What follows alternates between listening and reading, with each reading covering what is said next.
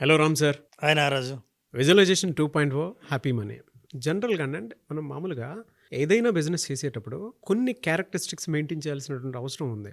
అంటే ఆ బిజినెస్ని గ్రో చేయాలి అని అంటే సైకలాజికల్గా ఫస్ట్ మనం డెవలప్ చేసుకుంటే ఆటోమేటిక్గా ఆ బిజినెస్ సైకాలజీ పెరుగుతూ ఉంటుంది మనకి.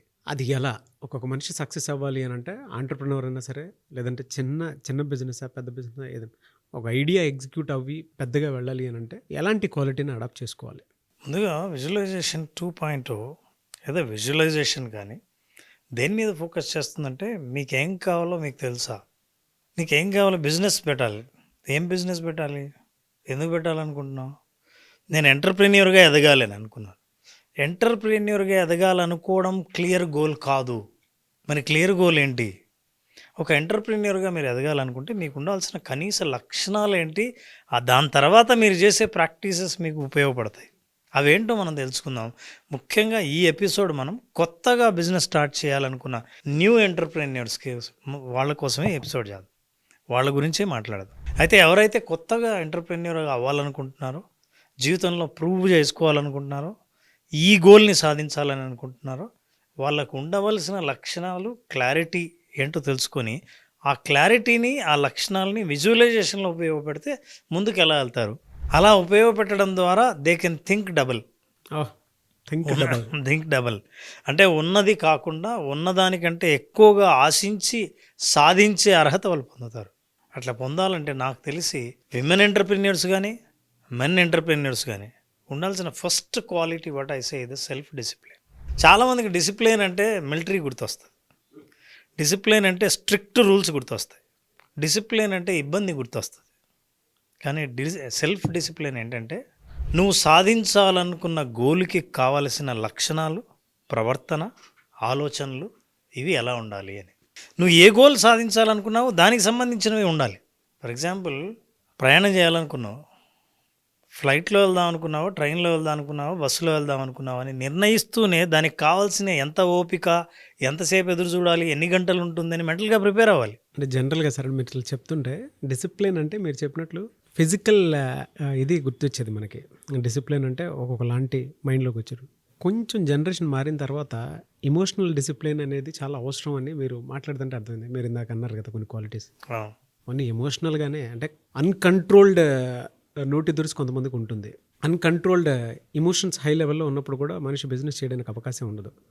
మీరు చెప్పిన ఇందాక క్వాలిటీస్లో నాకు అది వెంటనే ట్రిగర్ అయింది. ఓహో, అంటే ఒక తరం మారిన తర్వాత అంటే ఇప్పుడున్న దాంట్లో అయితే పర్టికులర్గా సెల్ఫ్ డిసిప్లిన్ అంటే ఎమోషనల్గా ఎంత బ్యాలెన్స్డ్గా ఉన్నామో చాలా ఇంపార్టెంట్ అది. ఒక్కసారి మనం బిహేవియర్స్ గురించి మాట్లాడడం, వినడం, అవతల వాళ్ళు వాడే భాషను జాగ్రత్తగా చూసుకోవడం, ఇలాంటివన్నీ చాలా ఇంపార్టెంట్ బిజినెస్లో, ఎస్పెషల్లీ బిజినెస్లో. సో డిసిప్లిన్ అంటే అదే. ఏదైతే మానేయాలనుకుంటున్నారో, ఏదైతే కన్సిస్టెన్సీ మెయింటైన్ చేద్దాం అనుకుంటున్నారో అది మెయింటైన్ చేయగలగాలి. అయితే ఇవన్నీ చేయడానికి ముందు ఓకే, నేను బిజినెస్ ఎంటర్‌ప్రెన్యూర్‌గా ప్రూవ్ చేసుకోవాలనుకున్నాను, సెల్ఫ్ డిసిప్లిన్ డెవలప్ చేయాలనుకుంటున్నాను. అయితే నెక్స్ట్ ఏం చేయాలంటే ముఖ్యంగా ఒక ప్రశ్న మీరు వేసుకోవాలి. ఈ ప్రశ్నే చాలా సమాధానాలని మీకు ఇస్తుంది. ఏంటి ఆ ప్రశ్న అంటే ఇది: మీరు ఏం సాధించాలనుకున్నారు? సాధించాలని అనుకున్న దాన్ని ఒక జనరల్ స్టేట్మెంట్ ఉంటుంది. జనరల్గా నేను ఎలాగైనా ప్రూవ్ చేసుకోవాలి, నేను కూడా ఒక లక్ష్యం పెట్టుకున్నాను, అందరిలాగే బాగా చదువుకున్నాను కానీ నేను ఏం చేయలేకపోయాను, ఏదో ఒకటి చేయాలి, ఇట్లాంటివి ఉంటాయి చూసారా. అలాంటి వాళ్ళు ఏం సాధించాలనుకుంటున్నారో ముందు అనుకుంటే పలానా సాధించాలని అనుకుంటున్నాను, క్లారిటీ. ఈ క్లారిటీని ఇంకో ప్రశ్నతో మీరు సాధించాలి. ఏంటి? మీరు స్పష్టంగా ఉన్నారా? ఏంటి స్పష్టంగా? ఏమండి, నాకు ఆయుర్వేదిక్ ప్రోడక్ట్స్ ఏవైనా సరే సెల్ చేద్దామని ఉంది అని. ఏంటి ఆయుర్వేదిక్?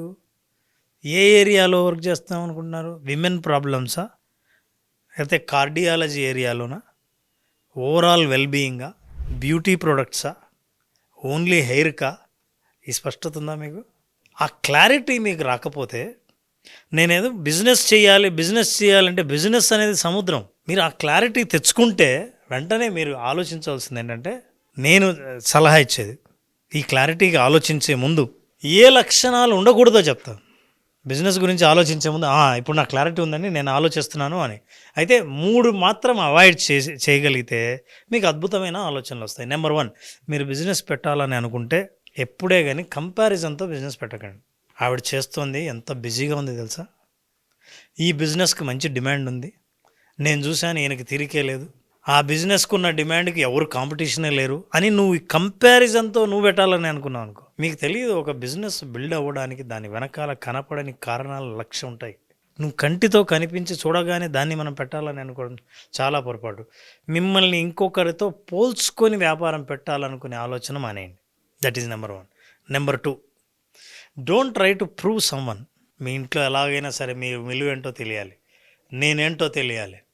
మిమ్మల్ని మీ ప్రూవ్ చేసుకోవడానికి చేసే ప్రయత్నంలో మీ ఈగో చాలా హై లెవెల్లో ఉంటుంది, మీ ఎమోషనల్ ఇంటెలిజెన్స్ చాలా పూర్గా ఉంటుంది, మీరు తీసుకునే నిర్ణయాలన్నీ బలహీనంగా ఉంటాయి.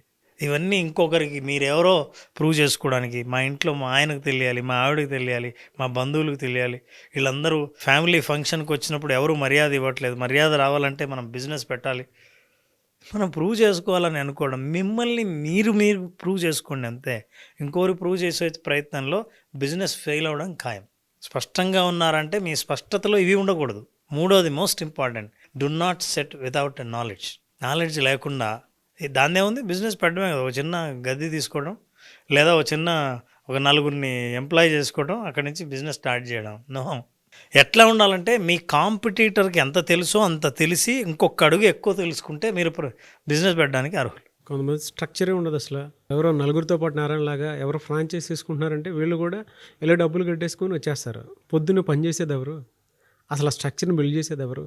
ఇది అతిపెద్ద ఇదండి. అంటే ప్రతి ఒక్క ఆంటర్‌ప్రెన్యూర్ తెలుసుకోవాల్సినటువంటి విషయం. ఇప్పుడు వాళ్ళు నిర్ణయం తీసుకున్నా ఈ ప్రశ్నలు వేసుకోవాలి, దీంట్లో నుంచి ఏమైనా వచ్చిందా నా బిజినెస్ ఐడియా.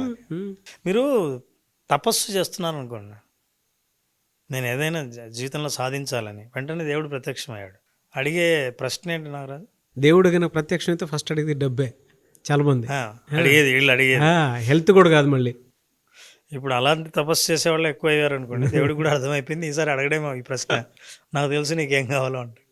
అయినా సరే దేవుడి ప్రశ్న అడుగుతాడు. అవును, ఏం కావాలైనా నీకు, నాకు తెలిసినా నీకేం కావాలో నీకు తెలుసా అని. దేవుడికి తెలీదా నీ మనసులో ఉన్నది? ఒకవేళ తెలిసి ఉంటే కనీసం నీకైనా తెలుసా నరుడా ఏమి, ఆ క్లారిటీ నీకు ఉందా బిజినెస్లో? అప్పుడు ఆలోచిస్తావా, నేను ఏం చేద్దాం అనుకుంటున్నాను, ఎలాగైనా సరే ఇట్లాంటి క్వశ్చన్లు ఉండవు నీకు. అంత తపస్సు దాకా వెళ్ళావంటే స్పష్టంగా ఉంటుంది నీ క్లారిటీ. పురాణాల్లో ఎవరిని చూసినా సరే తపస్సు చేసేవాళ్ళు వాళ్ళ కోరికని చాలా స్పష్టంగా అడిగేవాళ్ళు ఉన్నారు. ఈ స్పష్టత మీకు బిజినెస్ పెట్టే ముందే లేకపోతే మీరు నష్టపోయే ప్రమాదం ఉందని ముందే నేను హెచ్చరిస్తున్నా. సో నారాజు, ఎవరినైనా సరే నీకు ఏం అవ్వాలనుకుంటున్నావు, ఏం బిజినెస్ పెడదాం అనుకున్నావు అన్నారు అనుకోండి, నాకు చాలా ఐడియాలు ఉన్నాయి, అసలు నాకున్న నాలెడ్జ్, నేను చదువుకున్న దాన్ని బేస్ చేసుకుని బిజినెస్ పెడదాం అనుకున్నా. ఈ మధ్య రియల్ ఎస్టేట్ మంచి డిమాండ్లో ఉంది, రియల్ ఎస్టేట్ పెడదాం అనుకున్నా. మా అంకుల్కు బిజినెస్ ఉంది, ఆయన పిల్లలు లేరు, ఆయన ఎవరినైనా చూసుకోమన్నాడు, నేను అది కూడా చూసుకుందాం అనుకుంటున్నా.